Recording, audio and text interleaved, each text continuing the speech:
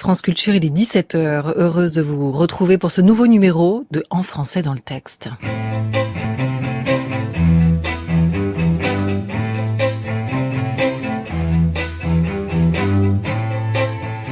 Bonjour et bienvenue à tous sur France Culture. Marguerite Yourcenar, Stendhal, Victor Hugo, Apollinaire ou encore Molière. Ce sont des classiques que nous vous proposons d'écouter, lus dans la voix de grands comédiens. Des classiques de la littérature française, des grands textes d'histoire ou de philosophie au programme du baccalauréat, analysés ensuite avec le concours des professeurs de l'éducation nationale. Aujourd'hui, Juste la fin du monde, du dramaturge Jean-Luc Lagarce.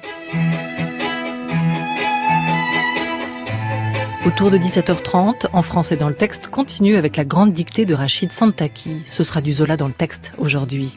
Enfin, l'anagramme d'Étienne Klein, le jeu de mots de notre malicieux physicien, ce sera pour la minute de fin.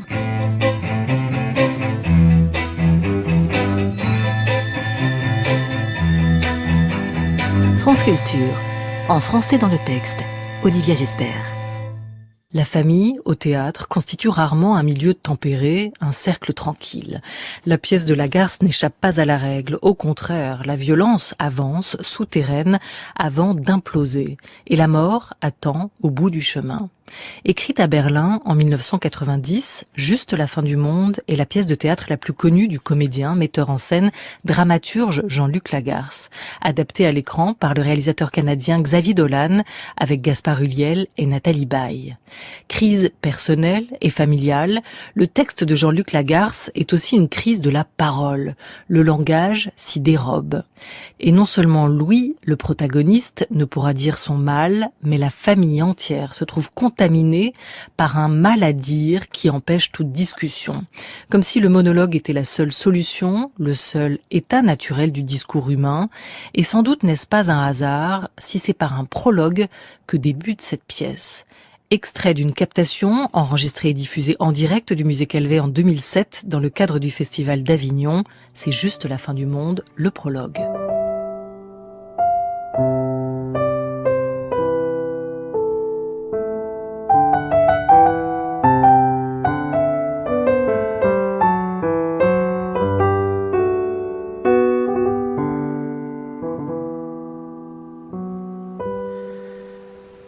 Plus tard, l'année d'après, j'allais mourir à mon tour. Près de 34 ans maintenant, et c'est à cet âge que je mourrai, l'année d'après. De nombreux mois déjà que j'attendais à ne rien faire, à tricher, à ne plus savoir. De nombreux mois que j'attendais d'en avoir fini, l'année d'après, comme on ose bouger parfois, à peine. Devant un danger extrême, imperceptiblement, sans vouloir faire de bruit ou commettre un geste trop violent qui réveillerait l'ennemi et vous détruirait aussitôt, l'année d'après, malgré tout, la peur, prenant ce risque et sans espoir jamais de survivre, malgré tout, l'année d'après, je décidai de retourner les voir, revenir sur mes pas, aller sur mes traces et faire le voyage pour annoncer lentement, avec soin et précision, ce que je crois, lentement, calmement, d'une manière posée, et n'ai-je pas toujours été pour les autres, et eux tout précisément, n'ai-je pas toujours été un homme posé, pour annoncer, dire, seulement dire, ma mort prochaine et irrémédiable, l'annoncer moi-même, en être l'unique messager, et paraître, peut-être ce que j'ai toujours voulu et décidé en toutes circonstances et depuis le plus loin que j'ose me souvenir, et paraître pouvoir là encore décider, me donner et donner aux autres, et à eux tout précisément, toi, vous, elle, ceux-là encore que je ne connais pas, trop tard, et tant pis, me donner et donner aux autres une dernière fois l'illusion d'être responsable de moi-même et d'être, jusqu'à cette extrémité, mon propre maître.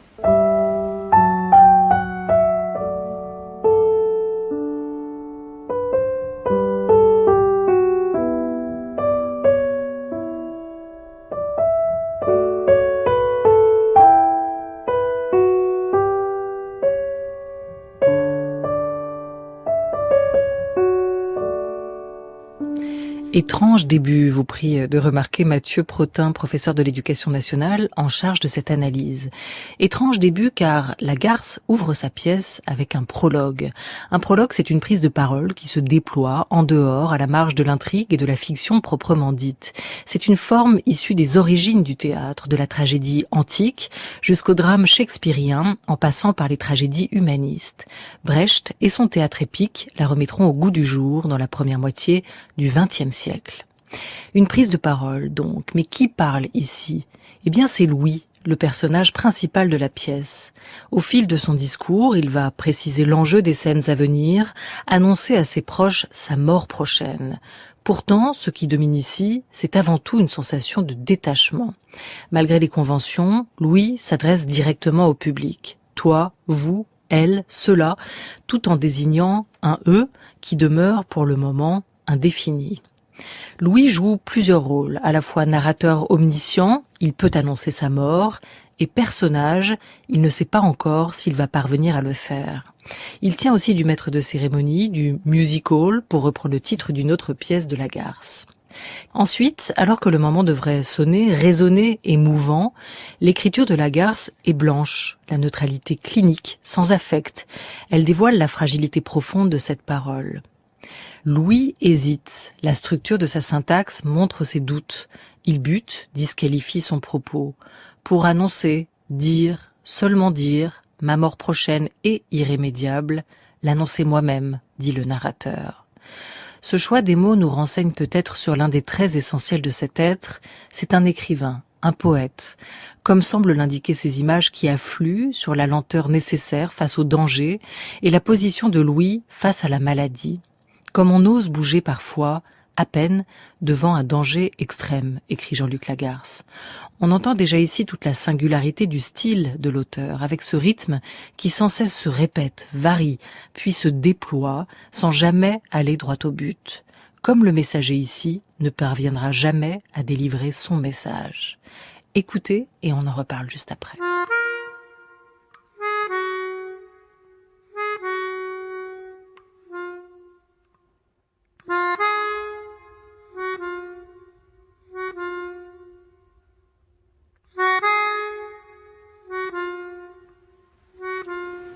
C'est Catherine. Elle est Catherine. Catherine, c'est Louis. Voilà Louis. Catherine. Suzanne, s'il te plaît, tu le laisses avancer. Laisse-le avancer. Elle est contente. On dirait un épagnol. Ne me dis pas ça. Ce que je viens d'entendre. C'est vrai, j'oubliais, ne me dites pas ça. Ils ne se connaissent pas. Louis, tu ne connais pas Catherine. Tu ne dis pas ça, vous ne vous connaissez pas. Jamais rencontré, jamais. Comment veux-tu? Tu sais très bien. Je suis très content. Oui, moi aussi, bien sûr, moi aussi. Catherine, tu lui serres la main? Louis. Ah, Suzanne l'a dit, elle vient de le dire. Tu lui serres la main? Il lui serre la main. Tu vas tout de même pas lui serrer la main. Ils vont pas se serrer la main, on dirait des étrangers. Il ne change pas. Je le voyais tout à fait ainsi, tu ne changes pas. Il ne change pas comme ça que je l'imagine. Il ne change pas. Louis. Et avec elle, Catherine. Elle. Tu te trouveras. Vous vous trouverez sans problème. Elle est la même. Vous allez vous trouver. Ne lui serre pas la main. Embrasse-la, Catherine. Suzanne, il se voit pour la première fois. Je vous embrasse. Elle a raison. Pardon. Je suis très heureux. Vous permettez? Tu vois ce que je disais? Il faut leur dire. En même temps, qu'est-ce qui m'a mis une idée pareille en tête, dans la tête? Je le savais. Mais je suis ainsi, je n'aurais jamais pu imaginer qu'ils ne se connaissent, que vous ne vous connaissiez pas, que la femme de mon autre fils ne connaisse pas mon fils. Cela, je ne l'aurais pas imaginé, cru pensable. Puis, vous vivez d'une drôle de manière. Lorsque nous nous sommes mariés, il n'est pas venu. Et depuis le reste du temps, les occasions ne se sont pas trouvées. Elle sait ça parfaitement. Oui, ne m'expliquez pas, c'est bête. Je ne sais pas pourquoi je demandais cela. Je le sais aussi bien, mais j'oubliais. J'avais oublié toutes ces autres années. Je ne me souvenais pas à ce point, c'est ce que je voulais dire. Il est venu en taxi. J'étais derrière la maison et j'entends une voiture. J'ai pensé que tu avais acheté une voiture. On ne peut pas savoir. Ce serait logique. Je t'attendais et le bruit de la voiture, du taxi, immédiatement, j'ai su que tu arrivais. Je suis allée voir, c'était un taxi. Tu es venu en taxi depuis la gare, je l'avais dit, c'est pas bien. J'aurais pu aller te chercher. J'ai une automobile personnelle. Aujourd'hui, tu me téléphones et je serai immédiatement partie à ta rencontre. Tu n'avais qu'à prévenir et m'attendre dans un café. Tu as fait un bon voyage? Je ne t'ai pas demandé. Je vais bien. Je n'ai pas de voiture, non. Toi, comment est-ce que tu vas? Je vais bien. Toi, comment est-ce que tu vas? Je vais bien. Il ne faut rien exagérer, ce n'est pas un grand voyage. Tu vois, Catherine, ce que je disais, c'est Louis. Il n'embrasse jamais personne. Toujours été comme ça. Son propre frère, il ne l'embrasse pas. Suzanne, fous-nous la paix. Qu'est-ce que j'ai dit? Je ne t'ai rien dit. Je lui dis rien, celui-là, je te parle. Maman! Ils sont chez leur autre grand-mère. Nous ne pouvions pas savoir que vous viendriez et les lui retirer à la dernière seconde, elle n'aurait pas admis. Ils auraient été très heureux de vous voir. Cela, on n'en doute pas une seconde, non? Et moi aussi. Antoine également. Nous aurions été heureux, évidemment, qu'ils vous connaissent enfin. Ils ne vous imaginent pas. La plus grande a 8 ans. On dit, mais je ne me rends pas compte. Je ne suis pas la mieux placée. Tout le monde dit ça. On dit. Et ces choses-là ne me paraissent jamais très logiques. Juste un peu, comment dire, pour amuser, non? Je sais pas. On dit, et je vais pas les contredire, qu'elle ressemble à Antoine. On dit qu'elle est exactement son portrait en fille, la même personne. On dit toujours des choses comme ça. De tous les enfants, on le dit, je sais pas. Ben, pourquoi non? Le même caractère, le même sale, mauvais caractère. Ils sont tous les deux mêmes, pareils et obstinés. Comme il est là aujourd'hui, elle sera plus tard. Nous vous avons envoyé une photographie d'elle. Elle est toute petite, toute menue. C'est un bébé, c'est idiotie. Et sur la photographie, elle ressemble pas à Antoine, pas du tout. Elle ressemble à personne. Quand on est si petit, on ressemble à rien. Je sais pas si vous l'avez reçue. Aujourd'hui, elle est très différente. C'est une fille. Et vous ne pourriez la reconnaître. Elle a grandi et elle a des cheveux. C'est dommage. Laisse ça, tu l'ennuies. Pas du tout. Pourquoi est-ce que tu dis ça? Ne me dis pas ça. Je vous ennuie, hein. J'ennuie tout le monde avec ça. Les enfants. On croit être intéressante. Je ne sais pas pourquoi il a dit ça. Je n'ai pas compris. Pourquoi est-ce que tu as dit ça? C'est méchant. Pas méchant, non, c'est déplaisant. Cela ne m'ennuie pas du tout, tout ça. Mes filleuls. Neveux. Mes neveux. Ce ne sont pas mes filleuls, mes neveux. Nièce, ma nièce. Ça m'intéresse. Il y a aussi un petit garçon, il s'appelle comme moi. Louis. Cela me fait plaisir, je suis touché. J'ai été touché. Il y a un petit garçon, oui. Le petit garçon, il a maintenant 6 ans. 6 ans? Je sais pas. Quoi d'autre? Ils ont 2 années de différence. 2 années les séparent. Qu'est-ce que je pourrais ajouter? J'ai rien dit. Ne me regarde pas comme ça. Tu vois comme elle me regarde? Qu'est-ce que j'ai dit? Ce n'est pas ce que j'ai dit qui devrait... Ce n'est pas ce que j'ai dit qui doit t'empêcher... Je n'ai rien dit qui puisse te troubler, elle est troublée. Elle te connaît à peine et elle est troublée, Catherine est comme ça. Je n'ai rien dit. Il t'écoute. Cela t'intéresse? Il t'écoute, il vient de le dire, cela l'intéresse, nos enfants, tes enfants, mes enfants, cela lui plaît. Cela te plaît? Il est passionné, c'est un homme passionné par cette description de notre progéniture, il aime ce sujet de conversation. Je ne sais pas pourquoi, ce qui m'a pris, rien sur son visage ne manifestait le sentiment de l'ennui, j'ai dit ça, ce devait être sans y penser. Oui. Non, je ne pensais pas à ça. C'est pénible, ce n'est pas bien. Je suis mal à l'aise. Excuse-moi, excusez-moi. Je ne t'en veux pas, mais tu m'as mis mal à l'aise, et là, maintenant, je suis mal à l'aise. Ça va être de ma faute. Une si bonne journée. Elle parlait de Louis, Catherine, tu parlais de Louis, le gamin. Laisse-le, tu sais comment il est. Oui, pardon. Ce que je disais, il s'appelle comme vous, mais à vrai dire... Je m'excuse. Ça va là, je m'excuse. J'ai rien dit, on dit que j'ai rien dit. Mais tu ne me regardes pas comme ça. Tu ne continues pas à me regarder ainsi, franchement. Franchement, qu'est-ce que j'ai dit? J'ai entendu. Je t'ai entendu. Ce que je dis, il porte avant tout, c'est plutôt là l'origine. Je raconte. Il porte avant tout le prénom de votre père. Je crois. Nous croyons. Nous avons cru. Et je crois que c'est bien. Et ça fait plaisir à Antoine. C'est une idée une idée à laquelle il tenait, et moi je ne saurais rien y trouver à redire. Je ne déteste pas ce prénom.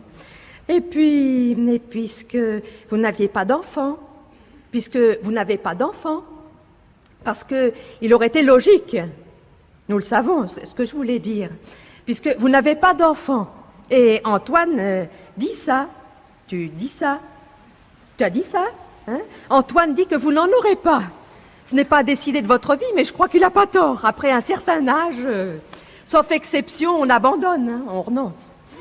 Puisque vous n'avez pas de fils, c'est surtout ça, hein, puisque vous n'aurez pas de fils. Il était logique, logique. Ce n'est pas un joli mot pour une chose à l'ordinaire heureuse et solennelle. Le baptême des enfants, bon, il était logique. On me comprend? Ça pourrait paraître juste des traditions, de l'histoire ancienne, mais c'est ainsi que nous vivons. Il paraissait logique. Nous nous sommes dit ça, que nous l'appelions Louis, comme votre père, donc, comme vous, de fait. Je pense aussi que ça fait plaisir à votre mère. Mais tu restes l'aîné, aucun doute là-dessus. Oui, dommage vraiment que tu ne puisses le voir, et si, à ton tour... Et là, pour ce petit garçon, comment est-ce que vous avez dit l'héritier mâle? Je n'avais pas envoyé de mots? Mais merde, c'est pas de ça qu'elle parlait. Antoine.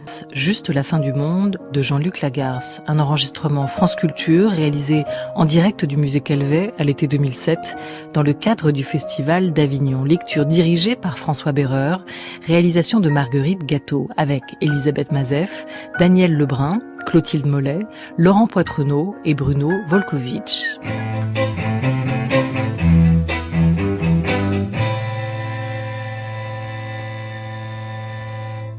La scène d'exposition arrive après le prologue. D'ailleurs, dans cette pièce, pas de scène, pas d'acte, mais des parties.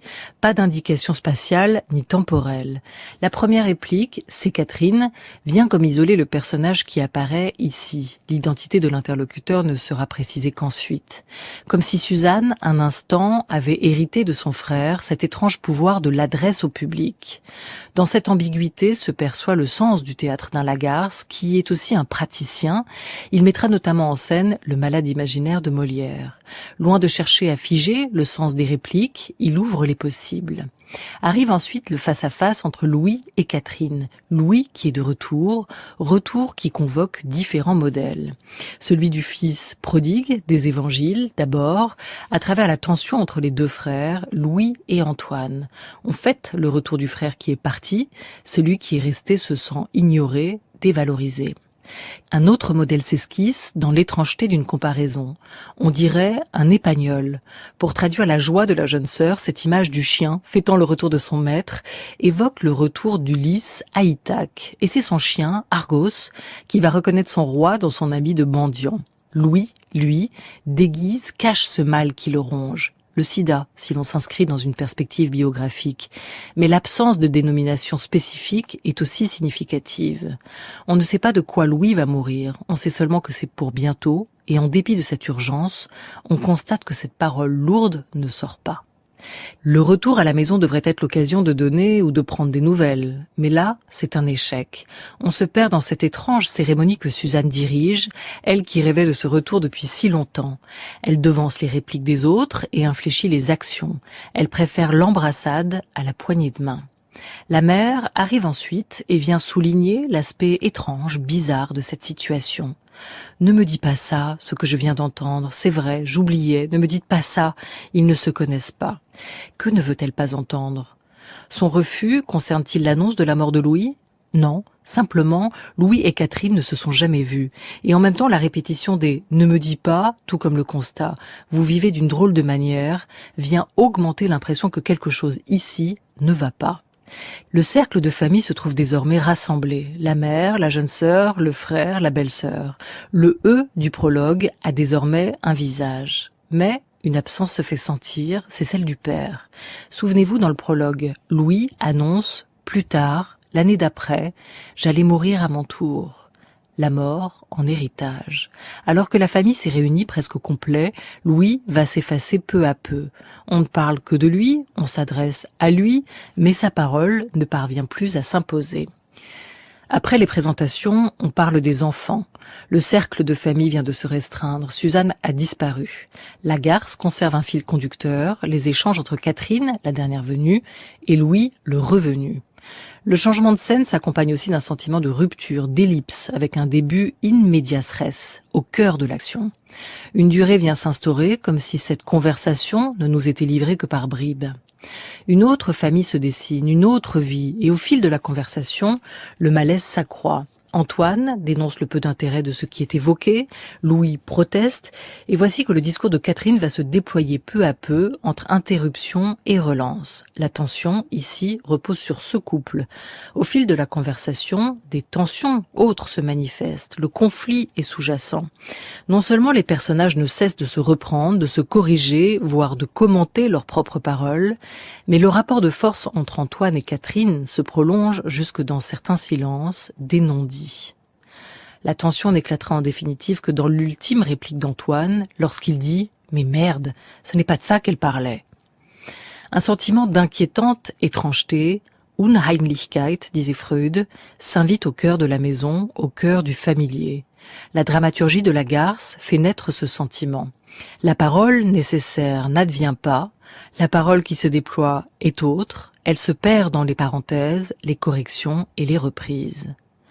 Dans ces deux premières scènes, Louis se trouve donc entravé dans l'impossibilité d'avancer, tant physiquement dans la première scène que discursivement dans la seconde. Avec le recul, le prologue n'était-il pas son moment ? Plus le temps passe, plus sa parole s'amenuise. Dans la troisième scène, elle va totalement s'abolir.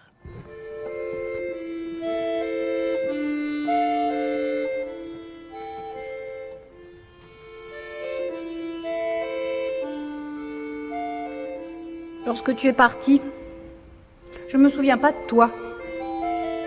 Je ne savais pas que tu partais pour tant de temps. Je n'ai pas fait attention. Je ne prenais pas garde et je me suis retrouvée sans rien. Je t'oubliais assez vite. J'étais petite. Jeune, ce qu'on dit, j'étais petite. Ce n'est pas bien que tu sois parti. Parti si longtemps. Ce n'est pas bien et ce n'est pas bien pour moi et ce n'est pas bien pour elle. Elle ne te le dira pas. Ce n'est pas bien encore d'une certaine manière pour eux, Antoine et Catherine. Mais aussi, je ne crois pas que je me trompe, mais aussi ce ne doit pas, ça n'a pas dû. Ce ne doit pas être bien pour toi non plus. Pour toi aussi. Tu as dû, parfois, même si tu ne l'avoues pas, jamais, même si tu ne devais jamais l'avouer, mais il s'agit bien d'aveu. Tu as dû parfois, toi aussi, ce que je dis, toi aussi, tu as dû parfois avoir besoin de nous et regretter de ne pouvoir nous le dire. Ou plus habilement encore, tu as dû parfois regretter de ne pouvoir nous faire sentir ce besoin de nous et nous obliger de nous-mêmes à nous inquiéter de toi. Parfois, tu nous envoyais des lettres. Parfois, tu nous envoies des lettres. Ce ne sont pas des lettres. Qu'est-ce que c'est ? Des petits mots. Juste des petits mots. Une ou deux phrases. Rien. Comment est-ce qu'on dit ? Elliptique. Parfois, tu nous envoyais des lettres elliptiques. Ces petits mots, les phrases elliptiques, ces petits mots, ils sont toujours écrits au dos de cartes postales. Nous en avons aujourd'hui une collection enviable.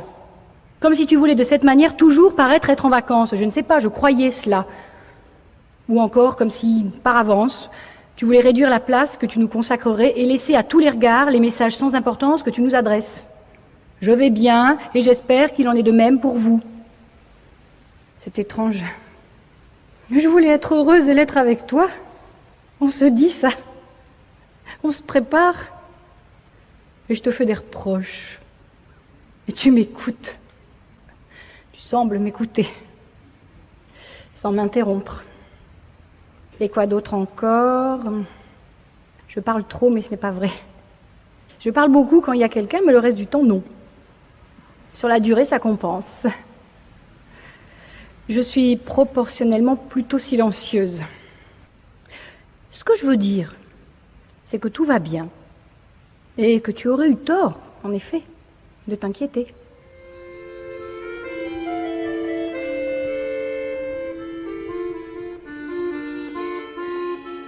C'était un dernier extrait de Juste la fin du monde de Jean-Luc Lagarce. Vous écoutez En français dans le texte, la suite de l'analyse, tout de suite, des professeurs de l'éducation nationale.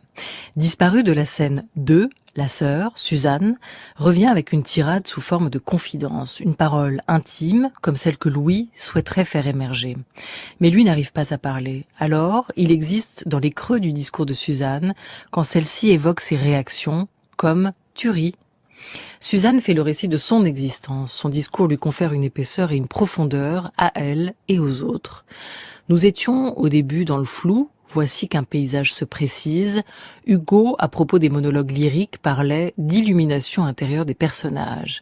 Il y a un peu de cela dans cette tirade de Suzanne, qui, tout en souhaitant rassurer, esquisse des failles, laisse apparaître des fêlures et des regrets. Bien sûr, la poésie de Lagarce, dont le travail formel et rythmique est réel, n'a que peu de ressemblance avec le lyrisme romantique. Il y a cependant ici comme une poésie urbaine qui se fait jour, de la même façon que Maeterlinck parlait d'un tragique quotidien. Il y a dans cette longue réplique un lyrisme quotidien, celui du pavillon, de la périphérie, de l'ennui, un spleen des centres commerciaux et des zones d'activité. Cette déclaration de Suzanne vaut aussi parce qu'elle dit de l'écriture, en insistant sur la déception, celle des cartes postales, des lettres elliptiques. Cette écriture, c'est aussi celle de Lagarce, qui ne convoque ni les grands mots, ni les figures facilement identifiables. Jusqu'à son théâtre, elliptique lui aussi, qui cache ce qui aurait dû être montré. Cette annonce qui ne se fera pas, celle d'une mort annoncée encore à venir. Et l'annonce tant attendue se fige à jamais pour le spectateur dans l'ombre de ce Godot qui jamais ne viendra, mais qui toujours s'annonce. Et maintenant, tous à vos livres pour lire ou relire dans son intégralité cette pièce de Jean-Luc Lagarce. Je vous en rappelle le titre, c'était Juste la fin du monde. Un grand merci à Mathieu Protin, professeur de théâtre au lycée Jaurès de Montreuil, pour son analyse fine et précieuse. En français dans le texte, vous êtes à mi-parcours, c'est maintenant l'heure de la grande dictée à suivre en direct sur France Culture ou en vidéo sur les réseaux. Un stylo, une feuille blanche à ligne ou à carreaux. On se retrouve dans un instant. Qui est cette barge trafiquée dans son regard, sa fille anormale et sa fille au doigt défigurée là. Qui est ce bâtard tendant vers la borderline du raniste affable qui suce sa proie, décapitez-le. Offrez sa tête au roi, faites-en ce que vous voulez, vous ne la connaissez pas, la reine veut la dévorer. Offrez sa tête au roi, faites-en ce que vous voulez, vous ne le connaissez pas, lui le prince veut l'épouser. On se cachait, maintenant on s'élève. C'est pas vacher sur les clichés qu'on changera les règles. Il crachait, maintenant on riposte. C'est pas en restant sans rien dire qu'on changera la donne. Les PD sont beaux, j'ai osé rêver que tout le monde enfin le voyait.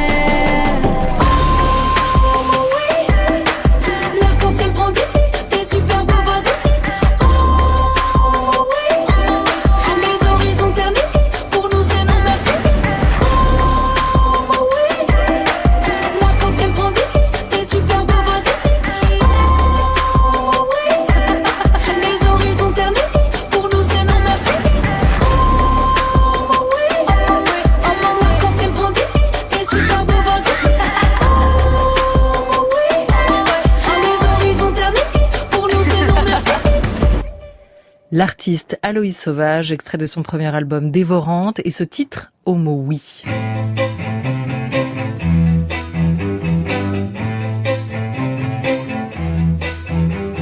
France Culture, en français dans le texte, la dictée de Rachid Santaki. Alors, ah voilà, c'est ça, cahier du soir. Dictée, parfait. Dictée. Rien, maman se concentre. Eh ben, prends tu as le papier stylo? Parfait. Alors, là. Là.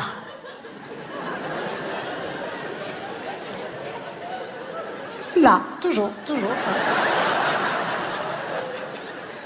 a pas de piège, non. Il n'y a pas de difficulté majeure, quoi. C'est deux lettres, quoi. Oh, voilà. C'est bien, il est bien. Non, on s'en fout de la petite queue du A. On s'en fout. C'est bon? Voilà, il est très joli, on n'y touche plus. La tortue. Non, pas tard. Tortue. Tor, comme ma bouche. Tortue. Tor et tu. Non, pas toi. Maman. Mais c'est féminin, tortue. Si, c'est toutes des filles. Elles ont des chapeaux en osier avec des marguerites, donc je le sais. Voilà, la tortue, très bien. A. Non, plus loin. Non, on n'écrit pas plus loin. Oh putain. Plus loin, barre espace. La barre espace. Clac. Voilà. La tortue A, très bien. Une. Carapace. Oh putain. Carapace. Attends une seconde, chérie. Dessine-la, maman se repose.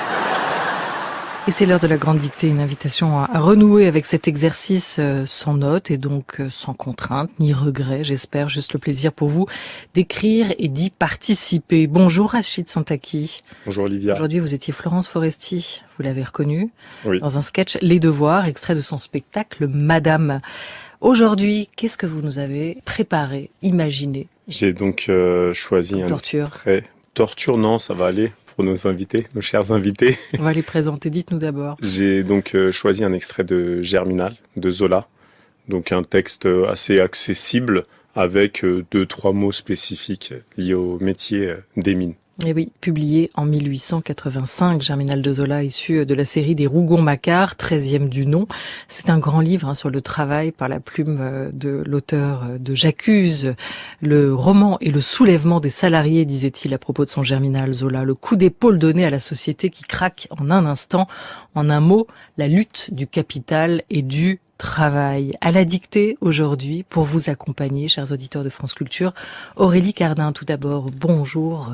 Bonjour à vous, déléguée générale du festival Ciné-Banlieue, et à vos côtés la réalisatrice Oli Fatma, bonjour, dont le cours Fatal Oriental est en compétition officielle. Alors Ciné-Banlieue, c'est un festival parrainé chaque année par Reda Kateb, le comédien, qui aura lieu cette année du 4 au 13 novembre, et c'est maintenu, me disiez-vous.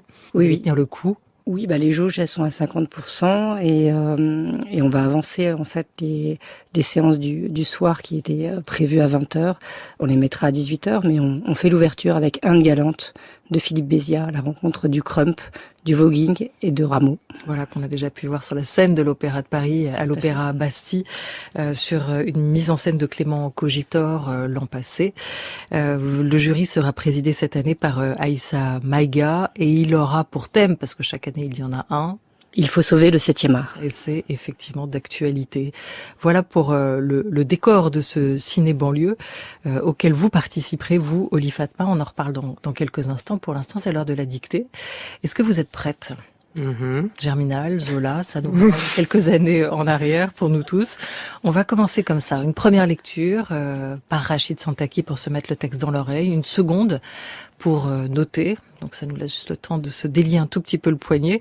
Et puis une troisième lecture rapide ensemble pour corriger, voilà, pour le rappel des règles. Rachid Santaki, première lecture, Germinal de Zola. Voilà, première lecture. Je vais donc vous lire le texte pour que vous puissiez vous familiariser avec cet extrait. Donc je commence. Le premier nom est le nom d'un personnage, donc je l'appellerai. Deneulin arrivait par l'escalier du criblage. Malgré la faible clarté des lanternes, d'un vif regard, il embrassa la scène. Cette cohue noyée d'ombre dont il connaissait chaque face. Les haveurs, les chargeurs, les moulineurs, les herscheuses, jusqu'aux galibots. On s'arrêtera là pour les écoliers. Après, c'est un peu plus facile, ne vous inquiétez pas. Dans la nef, neuve et encore propre, la besogne arrêtée attendait. La machine sous pression avait de légers sifflements de vapeur. Les cages demeuraient pendues aux câbles immobiles. Les berlines abandonnées en route encombraient les dalles de fonte. On venait de prendre à peine 80 lampes. Les autres flambaient dans la lampisterie. Mais un mot de lui suffirait sans doute et toute la vie du travail recommencerait. Point final. Voilà, ça va sur Germinal d'Émile Zola, ça va. Deneulin, vous voulez nous dire tout de suite? Voilà, donc D majuscule évidemment, E-N, E-U-L-I-N. La dictée de Rachid Santaki, extrait de Germinal d'Émile Zola, c'est parti. Deneulin arrivait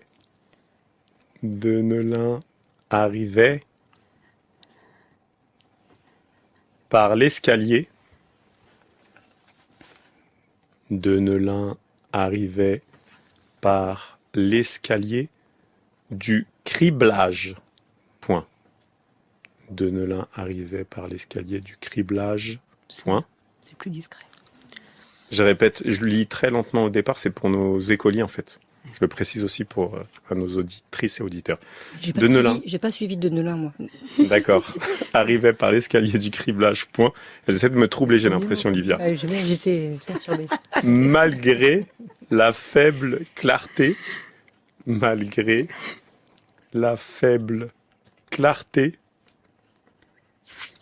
Malgré la faible clarté des lanternes, virgule. Malgré Courageux. la faible Merci pour le soutien. clarté des lanternes, virgule. D'un vif regard. D'un vif regard. D'un vif regard. Il embrassa la scène, virgule. D'un vif regard. Il embrassa la scène, virgule. Ça se passe pas à Paris. Hein. La semaine. Merci. Il embrassa la scène, virgule. La scène. Virgule. Le spectacle. Cette cohue noyée d'ombre, virgule. Cette cohue noyée d'ombre, virgule. Cette cohue noyée d'ombre, virgule. Ah, il met jamais de point en fait. Dont il connaissait, dont il connaissait, Connaissait. dont il connaissait chaque face, virgule. Dont il connaissait chaque face, virgule. Les haveurs, virgule. Les haveurs, virgule. Les haveurs. Ah là, vous les aidez, Olivia. Non. Du Havre. Dont il Du Havre. connaissait Non, chaque pas les face, haveurs, oui. virgule. Les haveurs, virgule. Les chargeurs, virgule. Les haveurs, virgule. Les chargeurs, virgule. Les moulineurs, virgule. Ouais. Les moulineurs, virgule. J'écris trop mal. Les moulineurs, virgule. Les herscheuses, virgule. Les herscheuses. Les herscheuses, On dirait- virgule. Tu dirais des gangs. Attends. Les chargeurs, virgule. Les moulineurs, virgule. Les- Les herscheuses, virgule. Franchement, Inch'Allah, ça marche. C'est celle qui cherche le LC. Les herscheuses, virgule. Jusqu'au galibot, point. Jusqu'au galibot, point. Jusqu'au. Galibot, point. Fin de la dictée pour les écoliers. On va relire cette phrase terrible quand même. hein. D'accord. Malgré. Je transpire. Alors, malgré la faible clarté des lanternes, virgule, d'un vif regard, il embrassa la scène, virgule, cette cohue noyée d'ombre, virgule, dont il connaissait chaque face, virgule, les haveurs, virgule, les chargeurs, virgule, les moulineurs, virgule, les herscheuses, virgule, jusqu'au galibot, point. Ben, ça... La dictée n'est pas terminée. Non, c'est Dans même la nef, peine virgule, la moitié. Après, ça Ouais. va, franchement. dans la nef, Là, c'est pour les virgule. grands maintenant. Là, je vais gérer. Ça va être direct. facile. dans la nef, virgule, neuve et encore propre, virgule. Dans la nef, virgule, neuve et encore propre, virgule.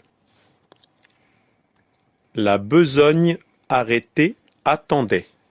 Deux points. La besogne arrêtée attendait. Deux points. Attendez. Attendez, deux points. La machine, virgule. La machine, virgule. Mhm. Sous pression, virgule. Pression. Avait de légers sifflements. Avait de légers sifflements. La machine, virgule, sous pression, virgule, avait de légers sifflements de vapeur, point, virgule. De vapeur, point, virgule. Putain, j'ai pas utilisé de point-virgule. Avait de légers sifflements de vapeur, point, virgule. Les cages demeuraient, les cages demeuraient, les cages demeuraient pendues. Les cages demeuraient pendues aux câbles immobiles. Point virgule. Aux câbles immobiles. Ah, vous Ok. avez bien dit. Oui, c'est Mais la liaison, c'est facile. Rachid, vous dites que vous faites les liaisons. D'accord. Alors faites-les, si vous les faites pas, après on se fait gronder, D'accord. parce que Je fais la liaison. ça va être notre faute en fait. Les cages demeuraient pendues aux câbles immobiles, point virgule. Voilà. Nous, on en a besoin. Les berlines, virgule. Les berlines, virgule. Abandonnées en route, virgule. Les berlines, virgule. Abandonnées en route, virgule. Mhm. Encombraient les dalles de fonte, point. Donc, Aïe. les berlines, virgule, abandonnées en route, virgule, encombraient les dalles de fonte, point. Il y avait un piège de ouf là. On venait de prendre, Gros piège là. on Évitez. venait de prendre à peine, on venait de prendre à peine 80 lampes, virgule, on venait de prendre à peine 80 lampes, virgule, les autres flambaient,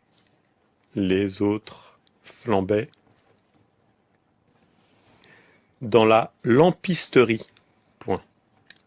Les autres flambaient dans la lampisterie, point.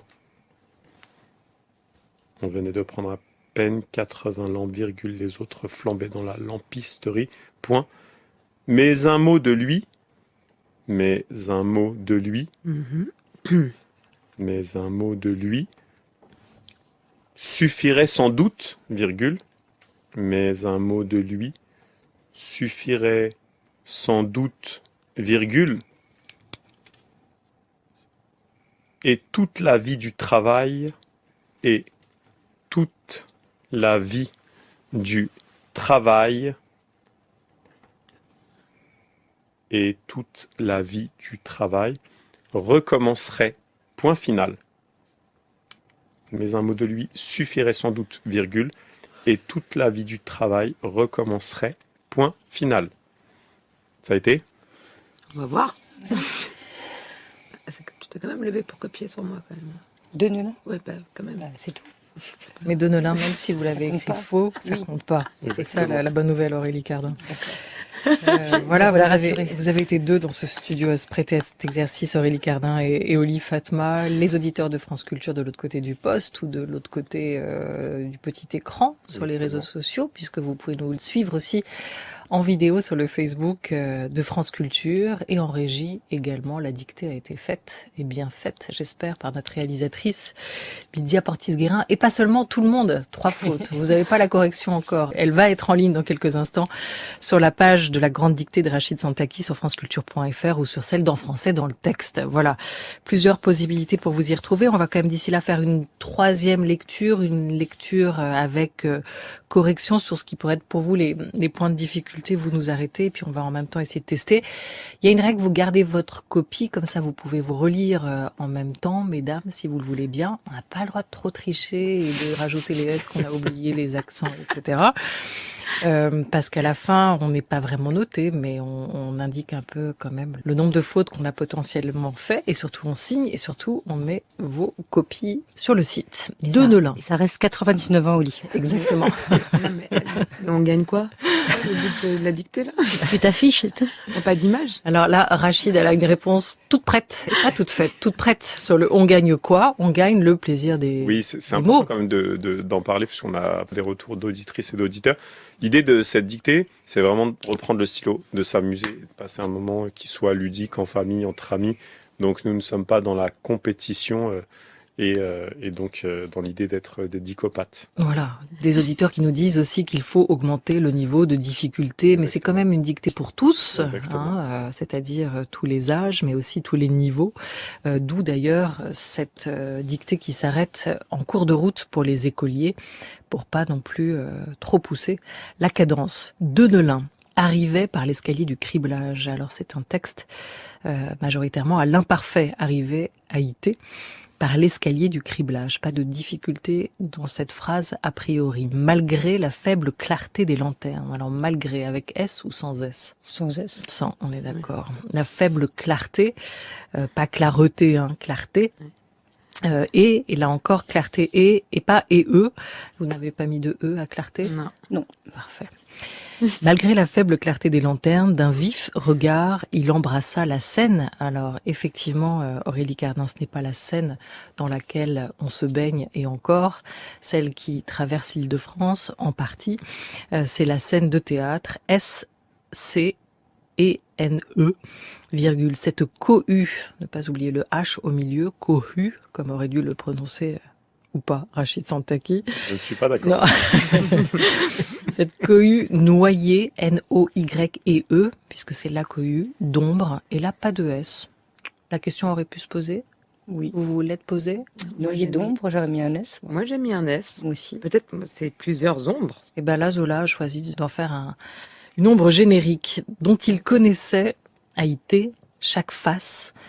Et là, on entre dans cette succession de mots, de métiers, de noms de métiers plus difficiles. Et je vais vous laisser, Rachid Santaki, les reprendre ou les définir. Les D'accord. haveurs ou haveurs.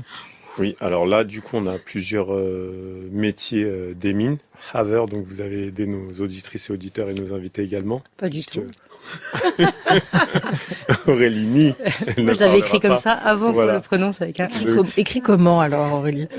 H-A-V-E-U-R-S. Très bien. Donc, mineur qui pratique le havage, ouvrier qui creuse. Les chargeurs, les moulineurs, Ah, tout va bien. je pense que c'est assez Comme simple. un moulin. Oui.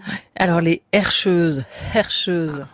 Vous avez pour les herscheurs, donc là, du coup, les herscheuses, deux orthographes possibles. Soit vous pouvez l'écrire H-E-R et avec le C directement, ou avec le S. Et là, Zola l'a écrit avec le S, donc c'est H-E-R-S-C-H-E-U-S-E-S. Et donc, herscheuse, rouler à bras les wagonnets transportant le minerai au fond des mines. Jusqu'au galibot, au pluriel, A-U-X, donc, et galibot, G-A-L-I-B-O. Aurélie? Non, B-O-T, S. moi j'avais mis. Très bien. TS. Bravo. TS. Ah. Voilà, Aurélie Galibo. Fatma et Aurélie Cardin, TS. parfait. Ouais. Mais TS. je savais pas que c'était au pluriel. Eh ben, moi, je savais. Voilà. Et la définition de Galibo, donc jeune manœuvre dans les mines de charbon. Souvent des jeunes garçons qui exercent ce métier. Dans la nef, un seul F, N-E-F, C'était logique. virgule, neuve et encore propre, virgule, la besogne, B-E-S-O-G-N-E, arrêtée. Ah, vous vouliez des accents circonflexes, il y en a un sur arrêté. Ouais. Oli Fatma. Ouais. Et un E, c'est la besogne qui est arrêtée, attendait, on est toujours à l'imparfait, à la troisième personne, Haïté. La machine, sous pression, avait de légers sifflements. Alors au pluriel, les légers sifflements, il n'y a qu'une ombre, mais il y a des légers sifflements de vapeur.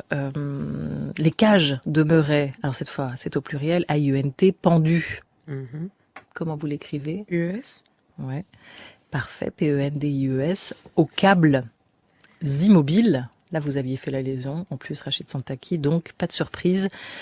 Des S à câbles et immobiles. Des berlines abandonnées et ES en route encombraient E-N-C-O-M, puisqu'on est avant le B, R-A-I-E-N-T.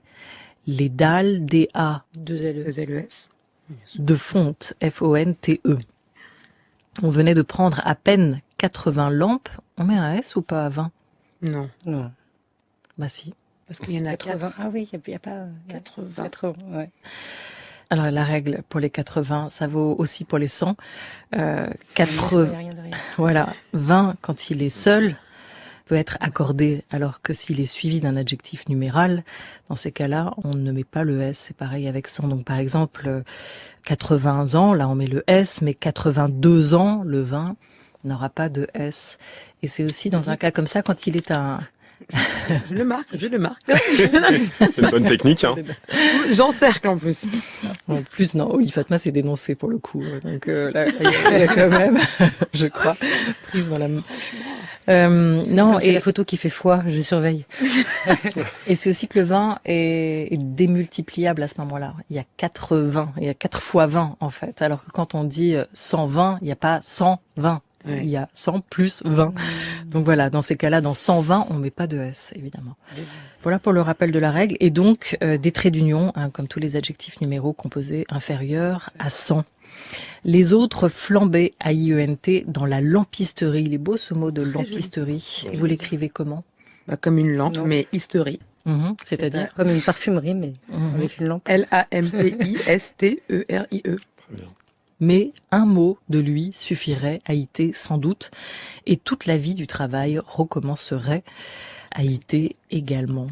Voilà, on a mis des participes passés qui s'accordent au nom, comme les adjectifs, la cohue noyée, la besognarité, les berlines abandonnées et ES.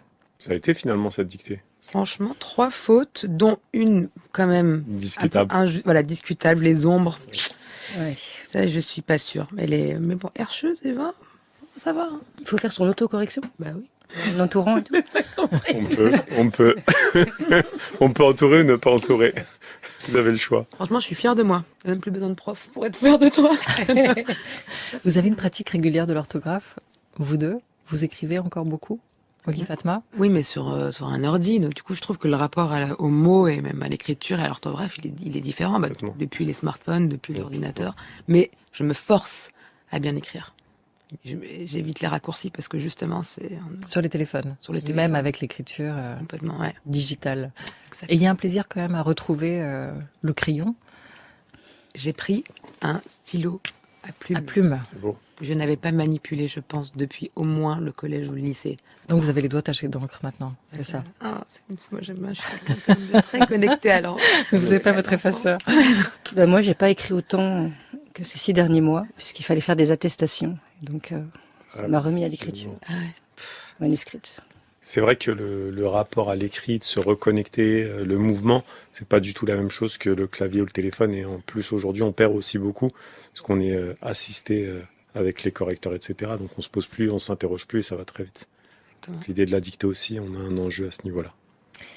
Aurélie Cardin, Oli Fatma, vous serez donc l'une et l'autre, l'une comme déléguée générale, l'autre comme participante, Oli Fatma, avec un court-métrage Fatal Oriental en compétition officielle, en sélection cette année du festival Ciné Banlieue que vous avez pensé.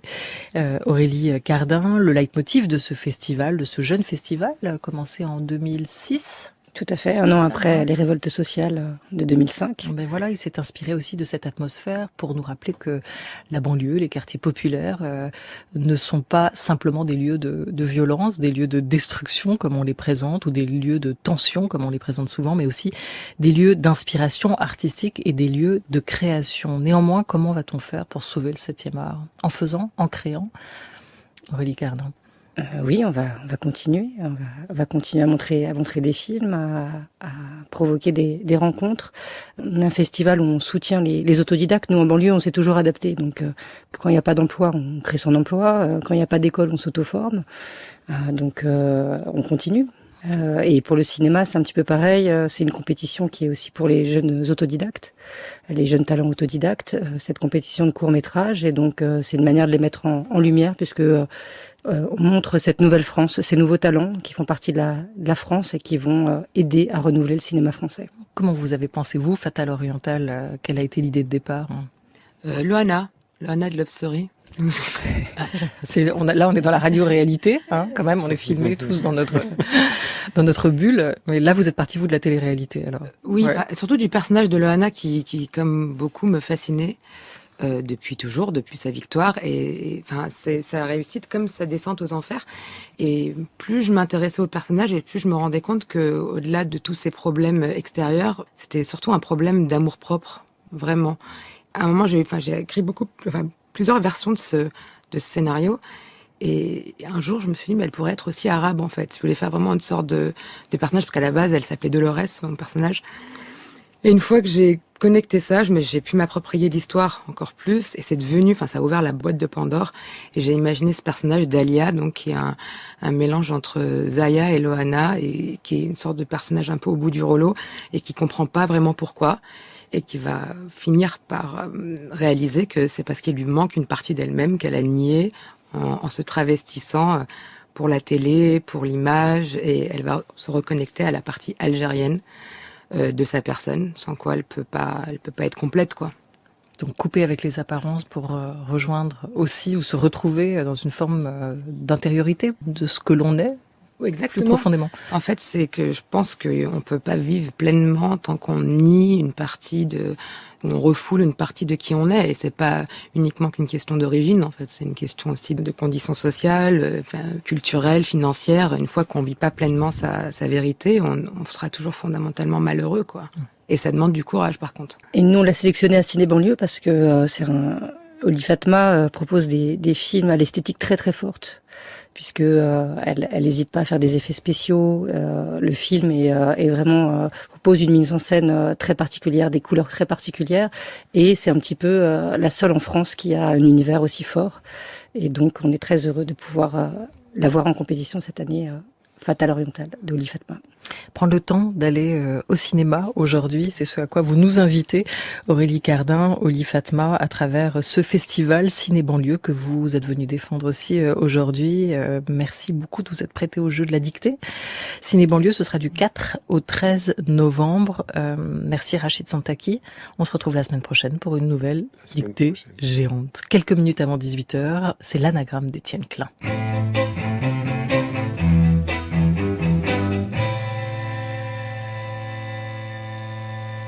Et bonjour Étienne Klein. Bonjour Olivia. Et aujourd'hui, tout commença dans l'eau. Oui, on va parler de philosophie antique parce qu'on lit souvent que Thalès de Milet, qui vécut au VIe siècle avant Jésus-Christ, a été le premier savant philosophe.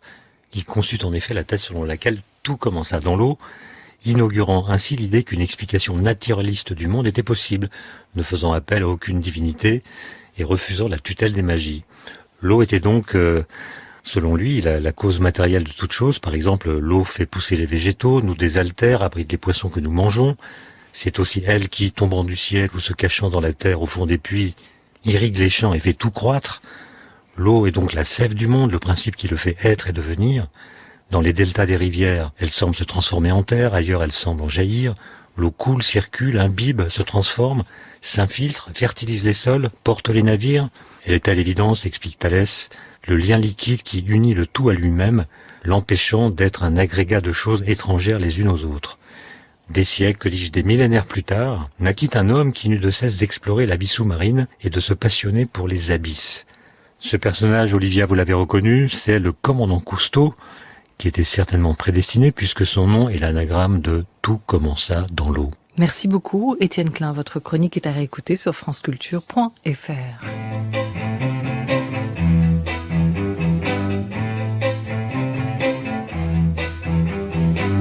C'était En français dans le texte, une émission à écouter et podcaster sur franceculture.fr et sur l'application Radio France. Préparée par Catherine Donnet et Sandrine Chaperon, à la réalisation Lydia Portis-Guérin, avec à la technique Olivier Arnay. Samedi prochain, ce sera Apollinaire, En français dans le texte, avec une lecture signée du comédien Micha Lescaut. Je vous souhaite un très très bon week-end à tous sur France Culture et je vous dis à lundi midi pour une grande table musicale avec Woodkid, invité de la première partie. Et dans la seconde, dans votre grande table des idées, rendez-vous avec le paléo-anthropologue Pascal Pic pour une autre histoire de la femme. Très belle fin de journée à tous sur France Culture.